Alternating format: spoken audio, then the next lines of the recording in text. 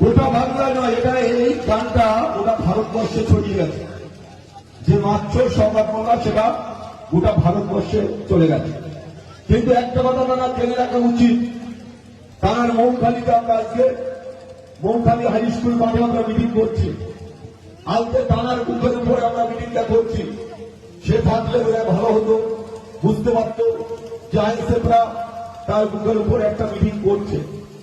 আমরা জানি যে উনি যেভাবে একটার পর একটা সন্ত্রাস করে ক্যানিং এর মাটিতে তিনি দুবার এমএলএ হয়েছে।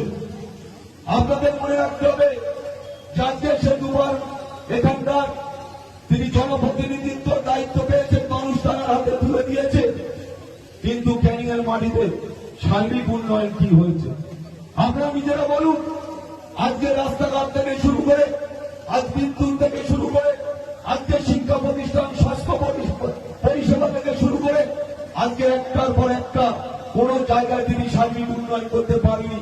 বিগত দিনে যেভাবে ছিল, বিগত দিন যা যা সার্বিক উন্নয়ন হয়েছে সেটা বিগত দিন হয়েছে, ওনার সময় হয়নি।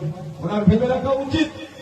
আজকে জেলে বসে বসে কষ্ট হচ্ছে সেটা আমরা বুঝতে পারছি যে আমাকেও এই সরকার বললেই মাত্র আমাকেও জেলে ঢুকিয়েছিল। আমি সেদিন বুঝছিলাম, সেদিন আমিও জেলে বসে বসে কাঁদছিলাম। আজকে বুঝতে হবে যে ভাঙড়ে যে 5-6টা মার্ডার হয়েছে সমস্তরা সরকার কল্যাণ নির্দেশ হয়েছে। আজকে আমরা দেখছিলাম আজকে যে বোমবালাকে কেন্দ্র করে সরকার কল্যাণ হচ্ছে মাস্টার মাইন্ড। তার প্ল্যান, তার সড়ক, তার মোবাইল থেকে অনেক তথ্য পাওয়া গিয়েছে। কিভাবে মার্ডার, কিভাবে বোমবালা, কিভাবে বোম ছড়ানো, কিভাবে যারা আহত হয়েছে তাদের কিভাবে সরিয়ে দেওয়া, সমস্তটা সরকার কল্যাণ নির্দেশাদেশে হয়েছে। আমরা শুধু বলবো যাকে তিনি ভদ্রলোক নন, তিনি শুধু রেপ করেননি, তারা যদি খোঁজ নেওয়া হয় বোধহয় কয়েকটা বউ ওনার আছে, শুধু ওনার বড় বউ ছোট বউ নয়, কয়েকটা বউ ওনার আছে। এই অবদত্ত দুশ্চরিত্র এখনো মহিলারা তারা মুখে খুলে বলছে যে আমার সাথেও খারাপ ব্যবহার করেছে। আমরা নিজেরা জানি কোথায় কোথায় যেতেন ভদ্রলোক, কোথায় যেতেন, সব লেগে যেতেন সোনারপুর, বারুইপুর, ক্যানিং, বাসন্তী। কলকাতায় কয়েকটা বাড়ি আছে, যাদবপুরে ওনার ভদ্রলোকের বাড়ি আছে। ওনার ফ্যামিলির কালচারটা দেখুন। ওনার মা এখান থেকে তোলা তোলে, ওনার মেয়েরাও তোলা তোলে, ওনার ছেলে বিভিন্ন জায়গায় বিভিন্ন ভাবে তোলা তোলে। এই যে তোলা নির্দেশ মানে ওদের ফ্যামিলিটাই তোলা, ওরা কোনোদিন মানুষের জন্য ভাবেনি, নিজের ফ্যামিলির জন্য ভেবেছে, নিজেদের ফ্যামিলি নিজেরা বেঁচে রাখুক এই জন্য ভেবেছে। এই ক্যানিং পূর্বের মানুষের জন্য ভাবিনি। আজকে আপনারা বলুন ক্যানিং পূর্ব কত বড় এরিয়া, এখান থেকে শুরু করে একেবারে কলকাতা লেজার কমপ্লেক্স থেকে পর্যন্ত এই ক্যানিং পূর্ব বিধানসভা।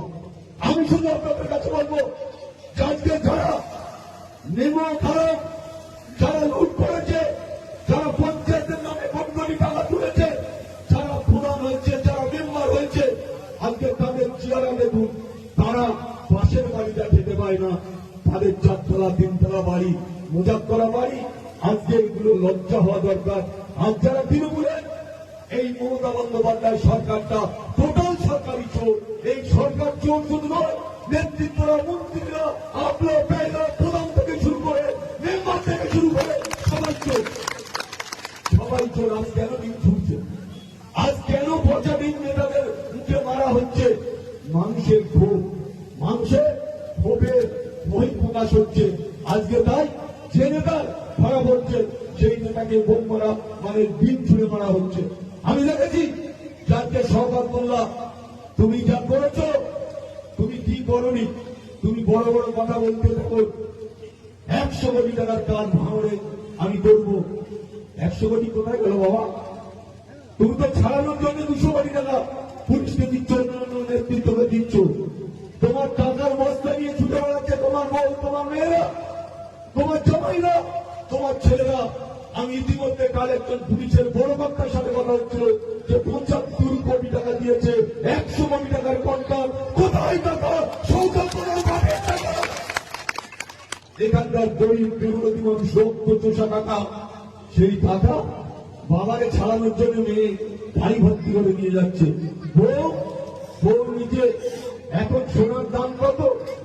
আমার মনে হয় সঠিকভাবে তদন্ত হলে এই সরকার কল্যাণ বাড়িতে 100 কেজি সোনা পাওয়া যাবে, কোটি কোটি টাকা পাওয়া যাবে, বস্তায় করে টাকা রাখা আছে আজকে।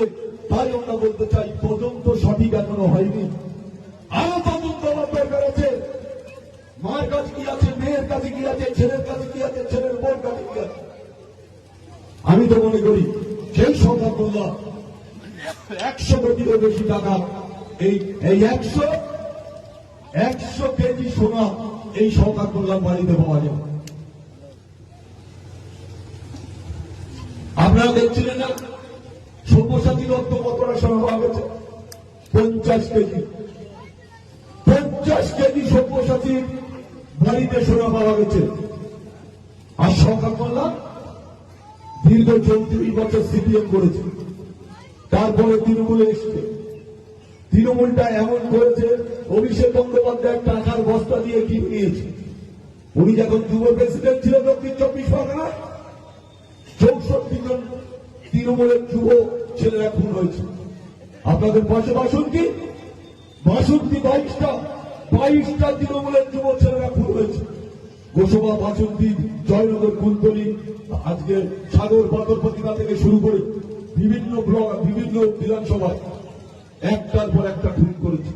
সেখান থেকে কোটি কোটি টাকা তুলেছে। যে খুন হয়েছে তার কাছ থেকে টাকা নিয়েছে, আর ছাড়া খুন করেছে তাদের কাছ থেকে টাকা নিয়েছে। এই সংখ্যা করলো আপনারা জানেন। এর নীতি, এর আদর্শ হচ্ছে দুটোকেই মারবে। এমন